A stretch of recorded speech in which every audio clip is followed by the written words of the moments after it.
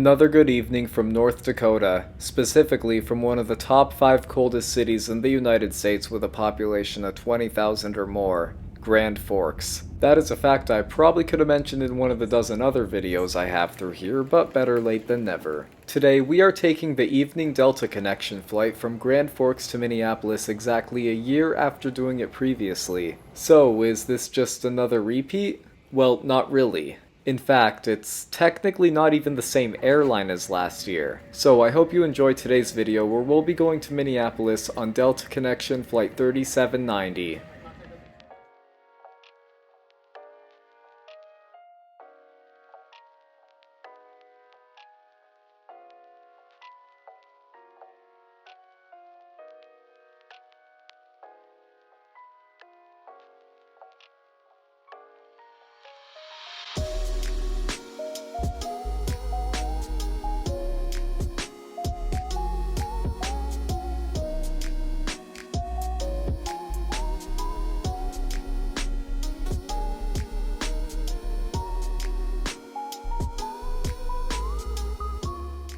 Grand Forks, one of the coldest cities in the United States. Now, if we were here on this day in 2024, that would be pretty obvious, but fortunately today in 2025, it's not anywhere near that level of bad weather. And it wasn't that bad in Minneapolis either, so no delay today.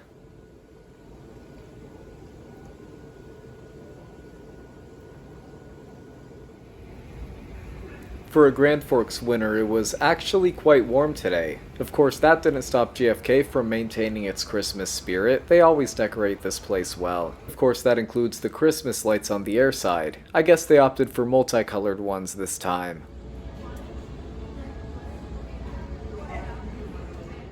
There was no Allegiant flight out today. It was just the daily Delta ones to Minneapolis. Delta always uses Gate 2, while Allegiant's Gate 1. However, I don't know what they're going to do with Gate 1 now that Allegiant is unfortunately halting service to Forks.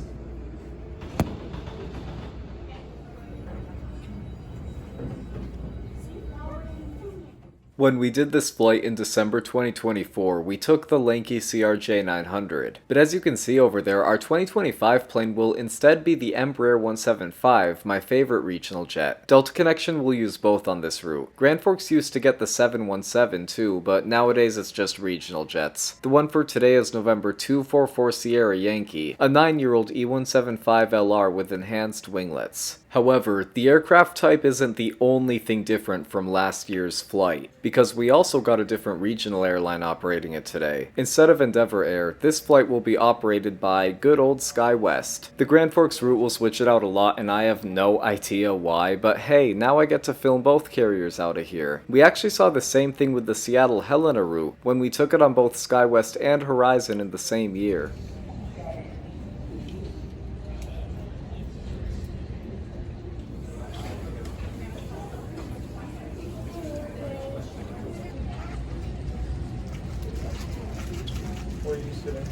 To Minneapolis on Gate 2. We're expecting to begin our boarding process here in just a minute. We just have some announcements to share.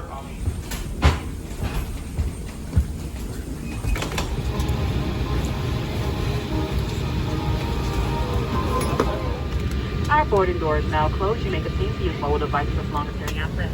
Please place smaller items under the seat in front of you and larger bags and overhead bins. And check.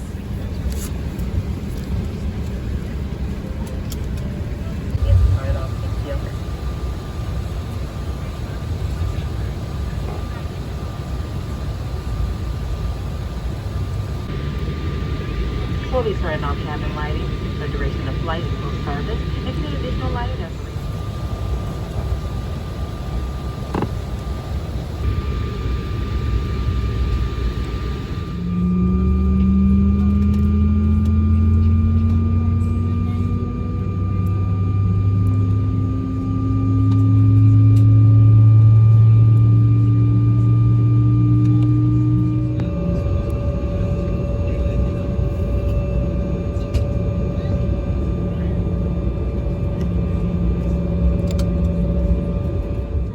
This is my last video on a flight from 2025. It was also my last video filmed on my iPhone SE, before I traded it in for a 17 Pro 2 weeks later. The trip reports following this one will be filmed on the 17, and hopefully we get better footage quality from now on. That being said, if you've been keeping up with my community tab, you might know that I now have a microphone in my college apartment, and this is my first voiceover recorded from there. And it turns out I'll be flying a bit more this year than I expected, so yes, there is content coming. And I promise it won't just be regional jets.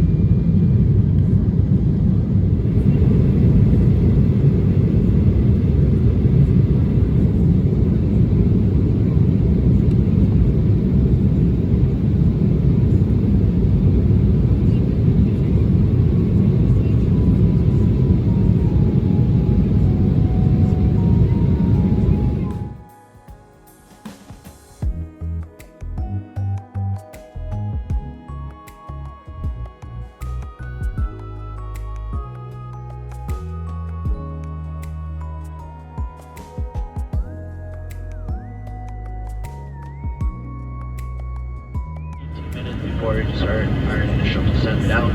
For now, seatbelt signs. Just do the rest of it.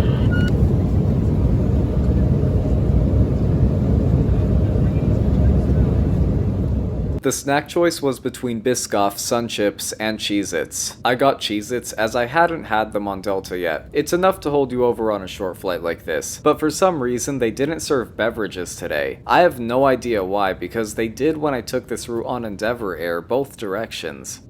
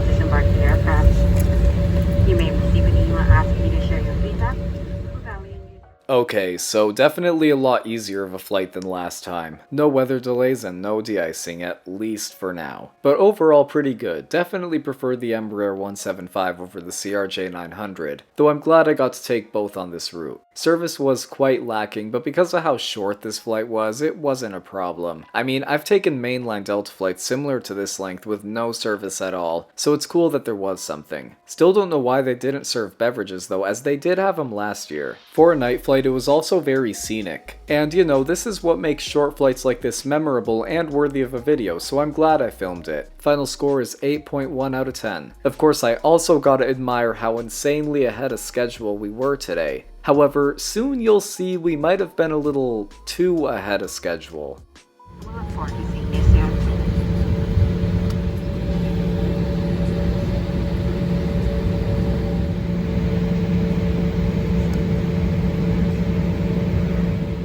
Minutes, 40 minutes early.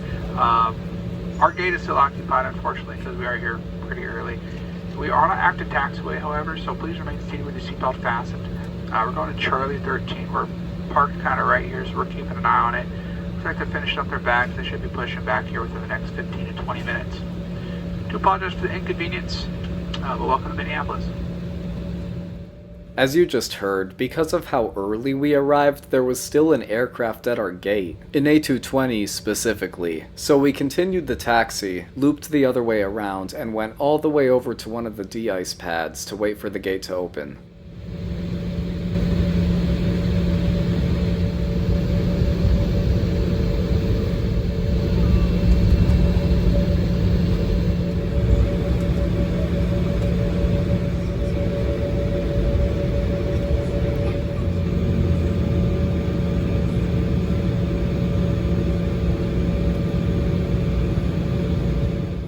We waited about 20 minutes before C-13 finally opened up.